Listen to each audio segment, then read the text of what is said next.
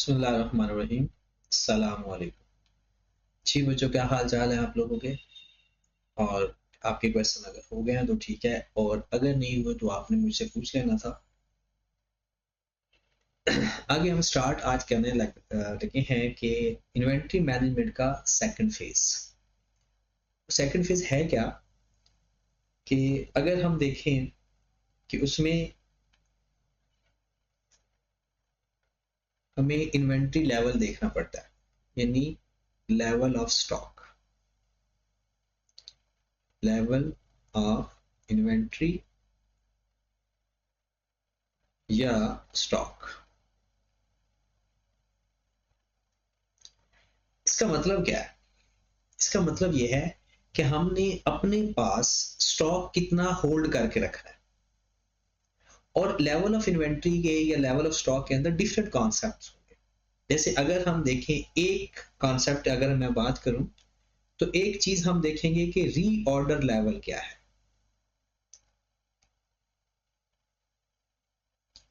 Reorder level, reorder level का मतलब है कि हमने कब दोबारा ऑर्डर करना है। मतलब रीऑर्डर लेवल के साथ साथ आपको एक कॉन्सेप्ट पता होना चाहिए, लीड टाइम। ये पहले भी पता है, एक बार फिर देख लो, lead time.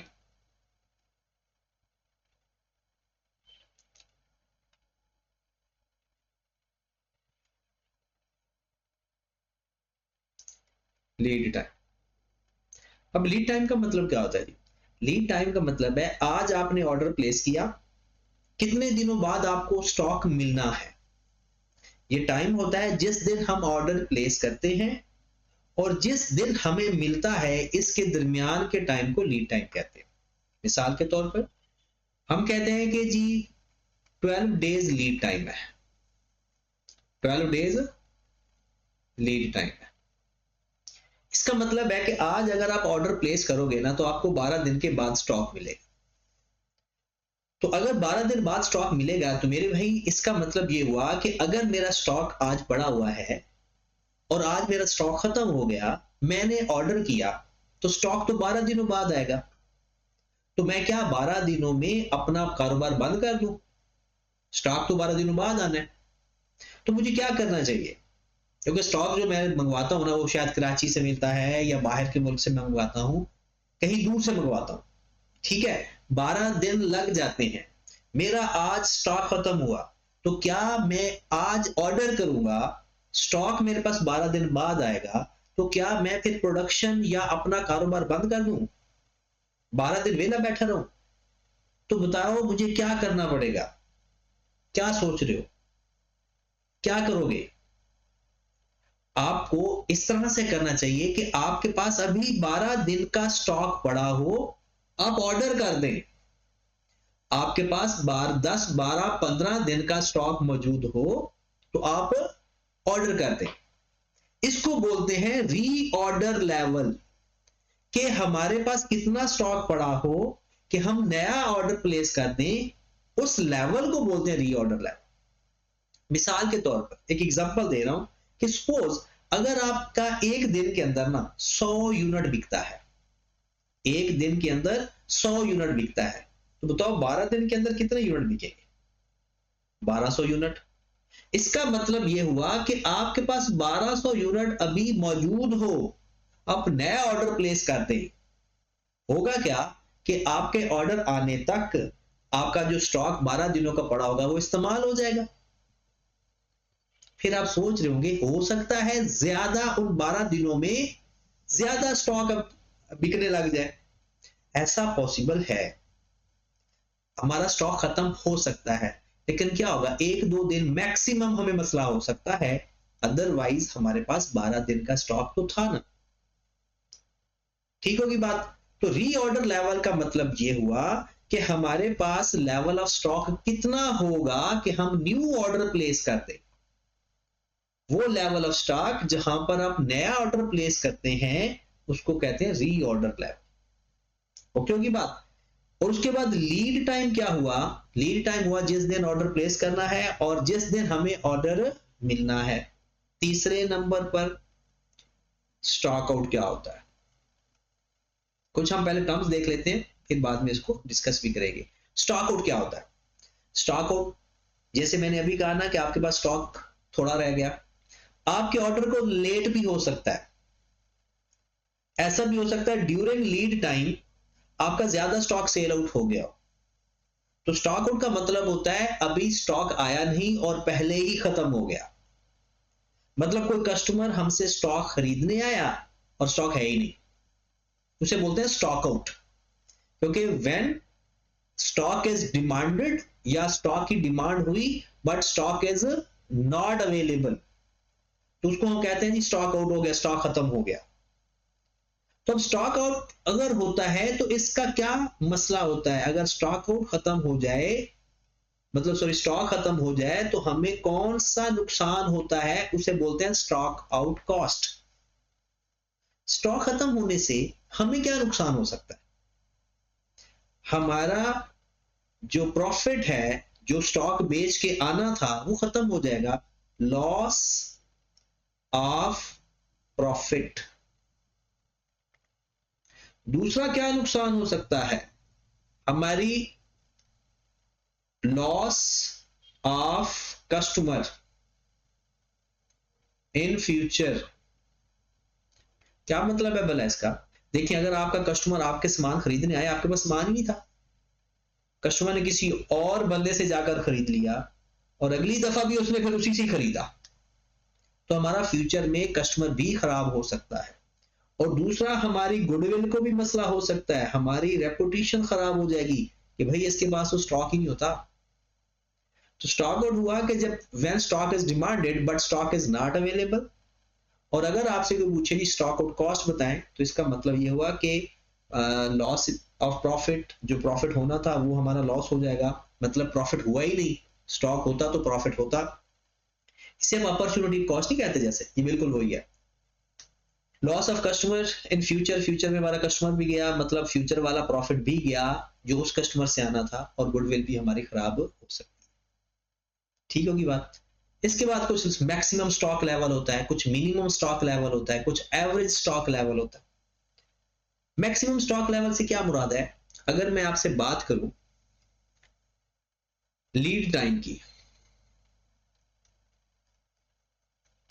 Lead time suppose है जी 12 दिन।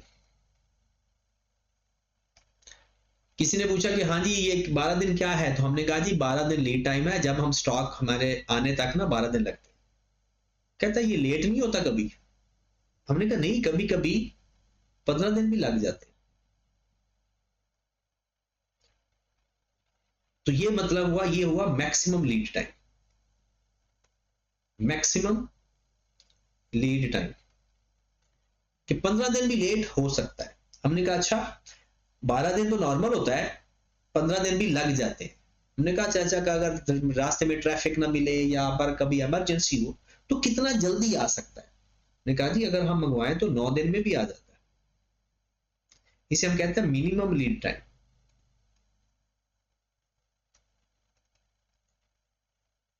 अब अगर नॉर्मल टाइम होगा उसको एवरेज लीड टाइम भी कह सकते हैं, नॉर्मल लीड टाइम भी कह सकते हैं। और अगर कभी आपके पास सबसे कम 9 to 50 लिखा हो तो इसका मतलब है मिनिमम 9 दिन, मैक्सिमम 15 दिन। और अगर सिर्फ ये दो गिवन हो तो हम मिनिमम और मैक्सिमम को प्लस करके एवरेज भी फाइंड कर सकते हैं। ठीक होगी बात? फिर उसके बाद आपके पास आएगा क्वेश्चन के अंदर जी यूजेज, कि भाई एक दिन में या लीड टाइम में कितना इस्तेमाल होता है, एक दिन में कितना इस्तेमाल होता है। तो हम कहते हैं कि भाई 50 यूनिट तो एक दिन बिक जाते हैं, लेकिन मैक्सिमम 80 यूनिट भी बिके हुए हैं और मिनिमम 35 यूनिट्स भी बिके हुए हैं। तो इसका मतलब हुआ 50 यूनिट नॉर्मल आपके सेल होते हैं एक दिन में या एक हफ्ते में, 35 यूनिट्स कम से कम बिके हुए हैं और 80 यूनिट मैक्सिमम है।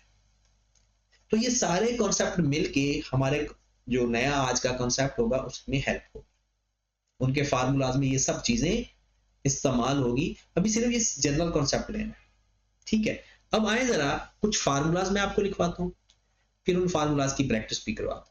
सबसे पहले आप लिखें जनाब, जो आपके पास होता है रीऑर्डर लेवल।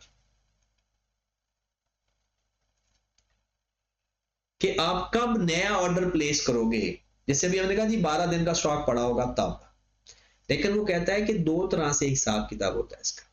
एक होता है अनसर्टन सिचुएशन, अनसर्टन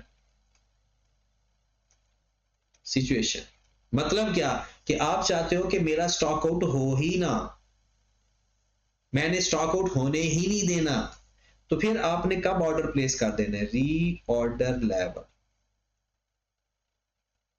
फिर बराबर होगा मैक्सिमम यूजेज। मैक्सिमम यूजेज का मतलब है मैक्सिमम कितना सेल होता है या इस्तेमाल होता है, multiplied by maximum lead time.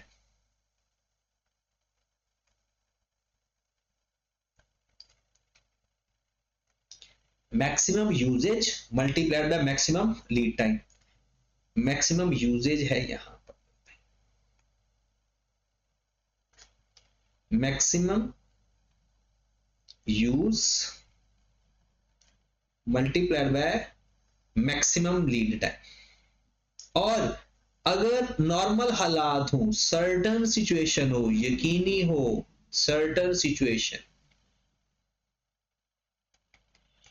फिर आपका जो फार्मूला बनता है रीऑर्डर लेवल का, वो बनता है average use multiplied by average lead time.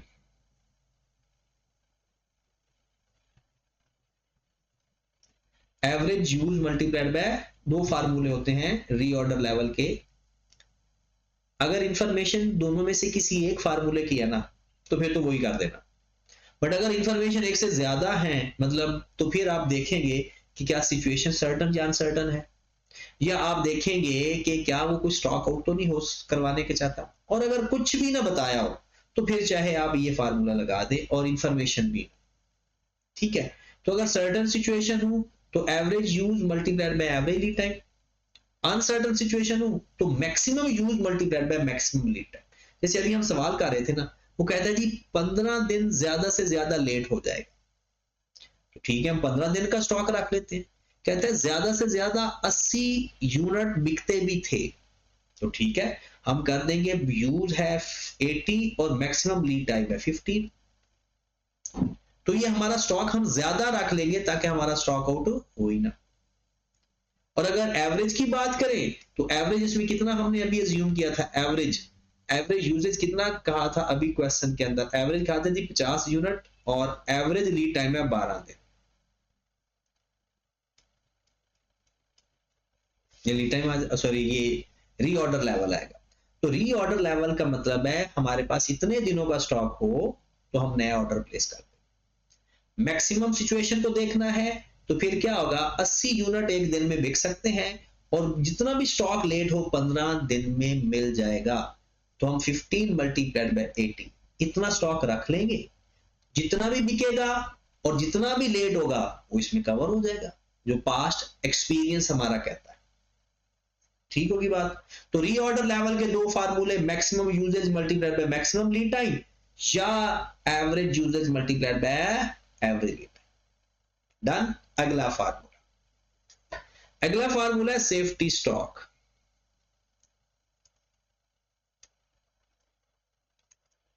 Safety stock होता है कि जो नॉर्मल यूजेज से ऊपर वाला स्टॉक, मतलब नॉर्मली अगर 100 यूनिट बिकता है, आपने अपने पास रख लिया 120 यूनिट, तो जो ऊपर वाला रखा हुआ है वो आपने सेफ्टी स्टॉक रखा।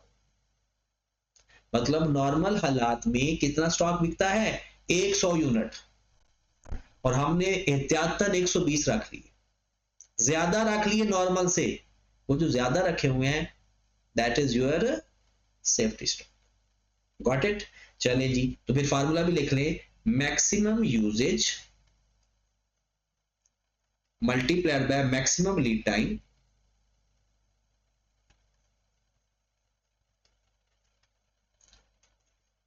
Minus average usage multiplied by average lead time.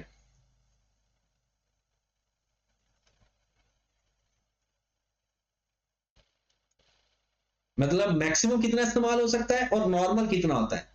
तो जो हमने नॉर्मल से ऊपर वाला मैक्सिमम तक रखा होता है ना, वो हमारा safety stock.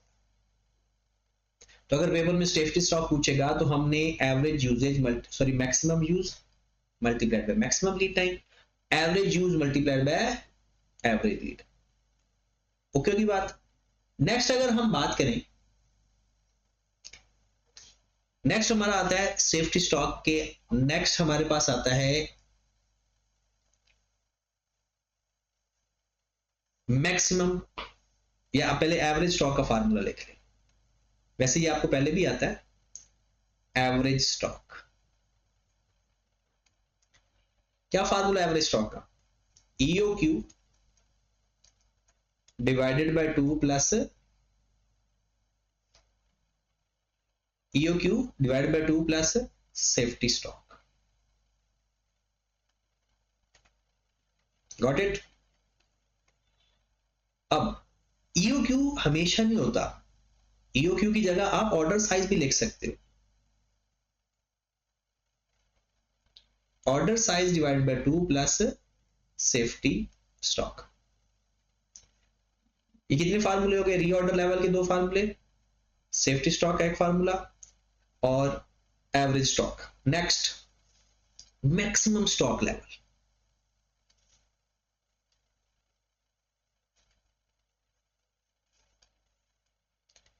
Maximum stock level का फार्मूला लिखिएगा जरा, reorder level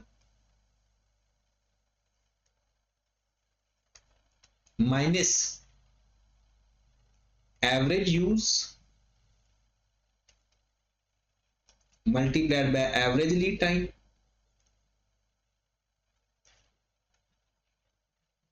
plus reorder quantity, reorder quantity. Reorder quantity क्या होगा? एक तो होता है ना रीऑर्डर लेवल, ये क्या है? Reorder quantity. रीऑर्डर क्वांटिटी का मतलब होता है रीऑर्डर साइज। अब यहां पर EOQ भी लिख सकते हैं, यहां पर आप ऑर्डर साइज भी लिख सकते हैं, यहां पर रीऑर्डर क्वांटिटी भी लिख सकते हैं। ठीक होगी बात? मतलब मैक्सिमम स्टॉक लेवल का फार्मूला बना reorder level minus average use multiplied by average lead time plus reorder quantity. अब क्वांटिटी का मतलब है जो आपने ऑर्डर साइज बनेगा कि जब भी आपने ऑर्डर करना है कितने यूनिट ऑर्डर। Got it? उसके बाद आ जाता है minimum stock level. Minimum stock level, minimum stock level का फार्मूला क्या बनेगा? रीऑर्डर लेवल माइनस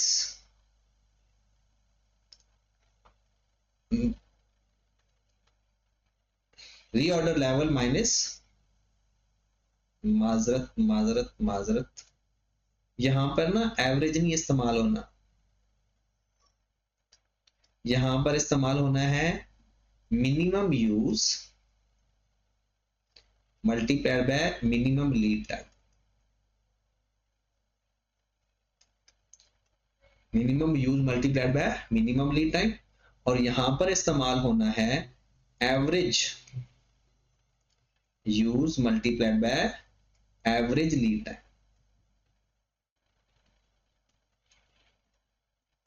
ओके, इसमें प्लस नहीं होता कुछ।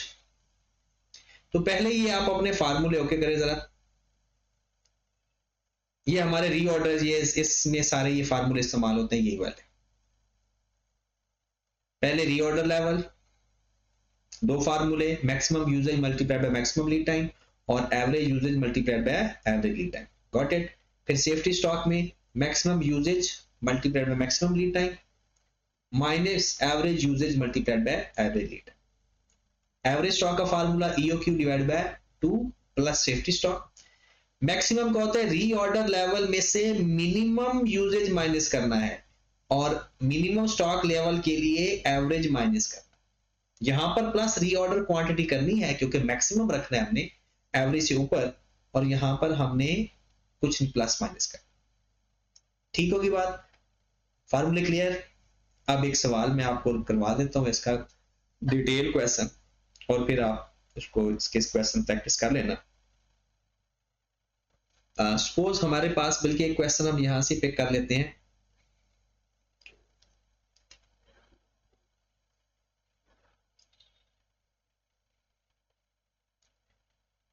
क्वेश्चन इलस्ट्रेशन नंबर 6 देखें इसकी।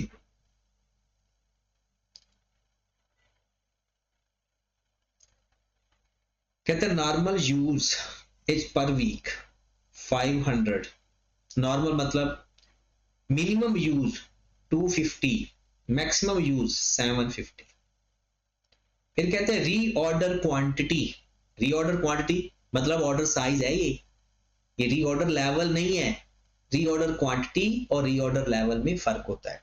रीऑर्डर क्वांटिटी मतलब ऑर्डर साइज जो आपका है कि जितना आप दोबारा ऑर्डर भेजोगे, 4000 केजी और 6000 केजी। रीऑर्डर पीरियड या लीड टाइम, एक्स के लिए है 4 to 6 वीक और वाई के लिए 2 to 3 वीक। अगर हम ये कहें कि भाई एवरेज तो गिवन ही नहीं है, तो इसका एवरेज कैसे फाइंड करेंगे? अगर एवरेज ना गिवन हो इस तरह की सिचुएशन में, तो 4 + 6 डिवाइडेड बाय 2 इसका, और 2 + 3 डिवाइडेड बाय 2, तो एवरेज भी आ जाएगा। ठीक है, अब क्वेश्चन के अंदर दो मटेरियल है, तो दोनों के लिए सब कुछ अलग अलग करना है आपने। मैं आपको कोई एक करवाने लगा हूं, लेकिन पेपर में अगर इस तरह से आ जाए कि x का अलग है y का अलग है, ठीक है, तो आप x के लिए अलग करोगे और y के लिए अलग करोगे। ठीक होगी बात? तो अभी अब मैं आपको सिंपल क्वेश्चन, ताकि आपके पास इसके सवाल बहुत कम है, तो आपके सवाल कुछ डाटा होना चाहिए करने के लिए। तो आपने सिंपल क्या करें, एक सवाल लिखें कि हमारे पास जो मैक्सिमम यूजेज है, maximum use during lead time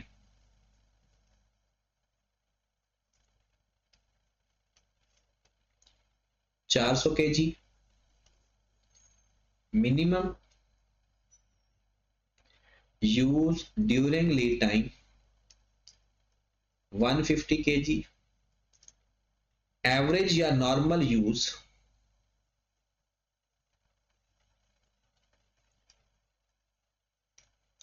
220 kg। अच्छा, अगर कभी नॉर्मल ना गिवन हो, मैक्सिमम और मिनिमम गिवन हो ना, तो दोनों को प्लस करके 2 पे डिवाइड कर दिया, दोनों को प्लस करके 2 पे डिवाइड कर दिया। उसके बाद है मैक्सिमम लीड टाइम, जी बहुत ही लेट हो जाए तो कितना लेट हो जाता है? 12 डेज। और मिनिमम लीड टाइम मतलब अगर जितना भी जल्दी आ सकता है तो कितना जल्दी आया हुआ है? 9 days. Average lead time 10 days. अब वो हमसे सारा कुछ ही फाइंड कर लेते हैं बारी बारी, और एक आप लिख ले रीऑर्डर क्वांटिटी या ईओक्यू। ईओक्यू आप लिख ले, कितना लिखना है? ऑर्डर साइज है, ऑर्डर आपने कितना ऑर्डर करते हैं एक दफा में, 500 यूनिट्स लिख लेते हैं, में 500 केजी। ओके, अब हमने सवाल करना है कि इस डाटा के साथ रीऑर्डर लेवल भी फाइंड करते हैं और रीऑर्डर सेफ्टी स्टॉक फाइंड करते हैं, एवरेज स्टॉक फाइंड करते हैं, सब कुछ फाइंड करते हैं। ठीक है, तो आ जाए पहले तो हम फाइंड करते हैं रीऑर्डर लेवल।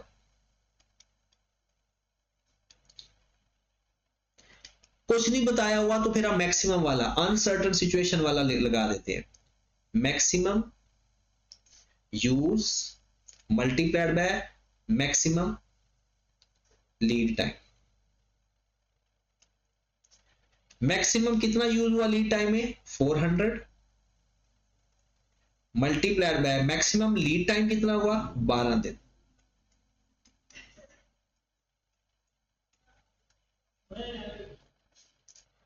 $4800 kg।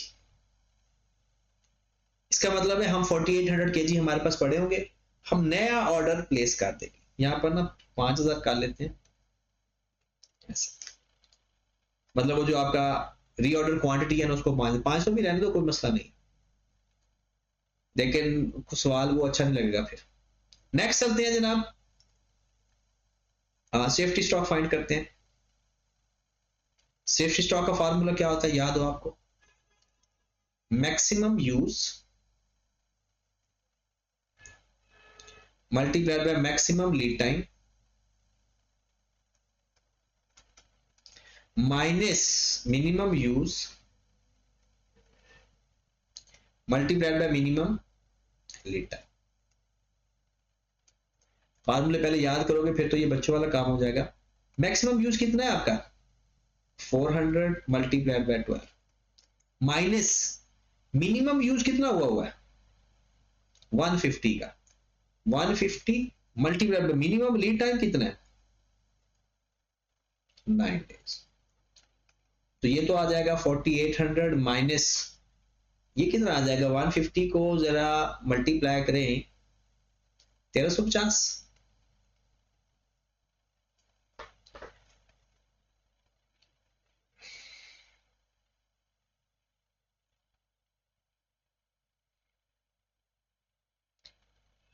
$400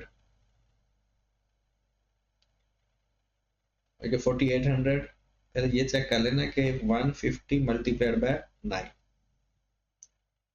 1350 ही है, और 4800 माइनस 1350 3450 kg। ठीक होगी बात। नेक्स्ट आगे चलते हैं कि अगर हम सेफ्टी स्टॉक के अलावा अगली कौन सी रिक्वायरमेंट है, एवरेज स्टॉक।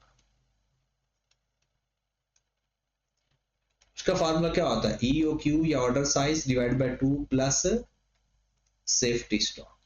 EOQ कितना है 5000, पहले 500 लिखा था बाद में जीरो एक और ऐड करवाइए, divide by 2 plus safety stock है 3450। तो ये कितना हो गया जनाब 2500 बन गया ये, प्लस 3450 5950। ओके, अब आ जाओ, सेफ्टी स्टॉक हो गया, एवरेज स्टॉक हो गया, रीऑर्डर लेवल हो गया। अब हम कर लेते हैं मैक्सिमम स्टॉक लेवल। फार्मूला याद है, भूल गया या है सामने लिखा होगा आपने, तो क्या फार्मूला लिखा था, reorder level minus minimum use multiplied bye minimum lead time plus reorder quantity या EOQ। रीऑर्डर लेवल हमने कितना फाइंड किया है 4800 माइनस मिनिमम यूज कितना था, मिनिमम यूज था हमारे पास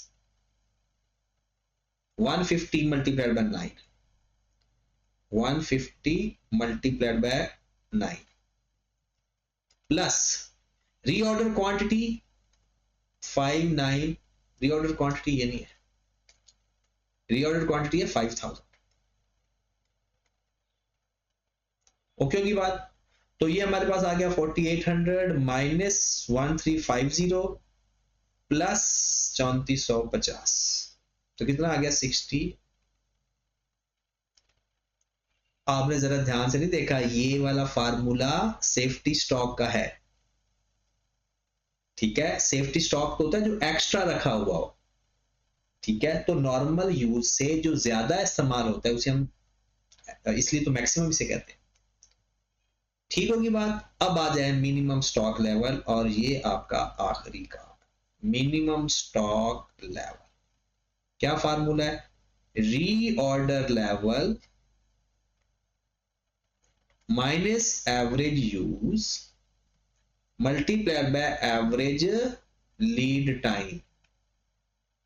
रीऑर्डर क्वांटिटी, रीऑर्डर लेवल कितना है 4800 माइनस एवरेज यूज कितना है, एवरेज यूज 220 एवरेज यूज है, और एवरेज लीड टाइम है 10। 220 मल्टीप्लाइड बाय 10, और ये कितना आ गया हमारे पास 2200। लो मेरे भाई 4800 माइनस 2200 26।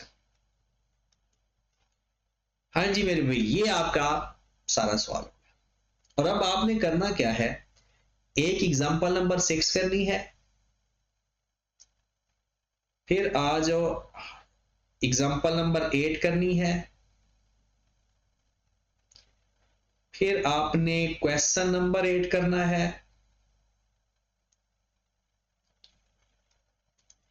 अच्छा क्वेश्चन नंबर 8 में ना आपने मैक्सिमम इन्वेंट्री लेवल नहीं फाइंड करना, अगर करना है ना तो पहले यहां पर फिर रीऑर्डर क्वांटिटी लिख लो, रीऑर्डर क्वांटिटी, क्योंकि इसमें मिसिंग है।